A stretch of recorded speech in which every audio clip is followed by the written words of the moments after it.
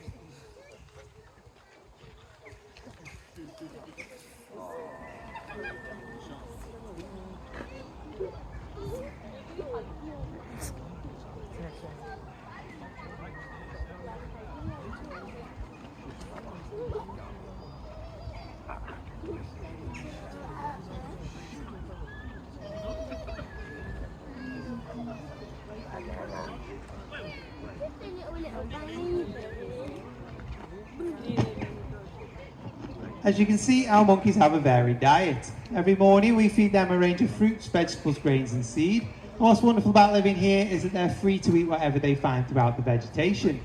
This includes grass, leaves, invertebrates and berries.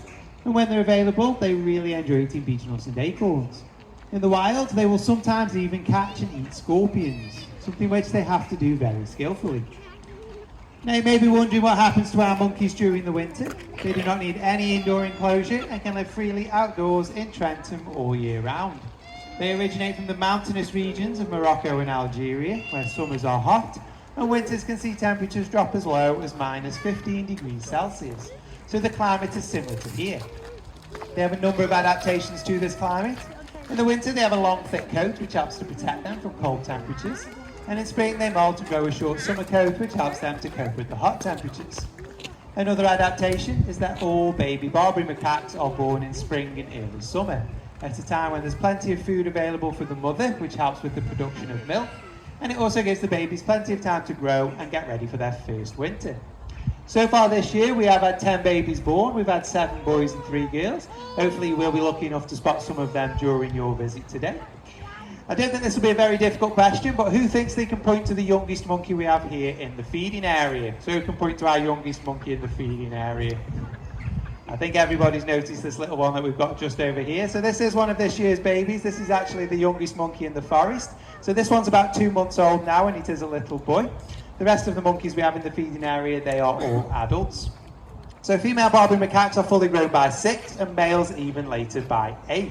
So taking a look at the adults we do have in the feeding area, if we just pick out 2. So we'll take the one that's just in front of me eating the kale. And then the one that's a bit further back nearer the sign. These are both fully grown adults, but which one do you think is the male? So who can point to the male? Yeah, I think everybody's going straight for the one with the tail.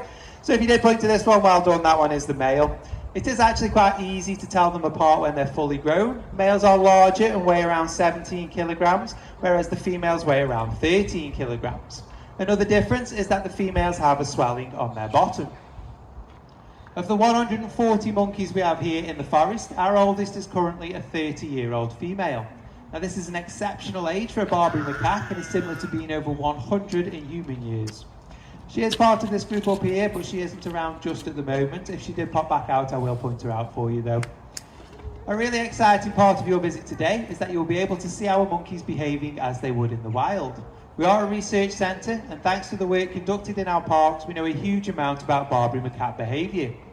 One behaviour you may have been lucky enough to see today is males taking care of babies.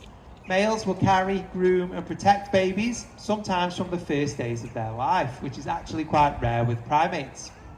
Even more surprising is that males will often borrow babies from their mother and use them to socialise with other males within the group. You might have also noticed one monkey chasing another, and this is to do with the rank order, where the lower ranking monkey is showing respect to the higher ranking monkey. It's quite easy to explain this hierarchy if you just imagine a big ladder with lots of rungs on it, and each monkey has a place on that ladder from the top right down to the bottom. But who do you think would be the chief with Barbary macaques? Do you think it would be a male or a female? So if we have a show of hands for this one, who thinks that the chief would be a female? Okay, a few hands there for female. Who thinks the chief would be a male? Yeah, I think we've got a few more hands there for male. I can tell you with Barbary macaques, the chief is always a male. So well done if you did say male. How they achieve their rank is really interesting and very different for males and females. For adult males, you may be surprised to hear their position in the hierarchy is not necessarily determined by their size or strength. How they achieve their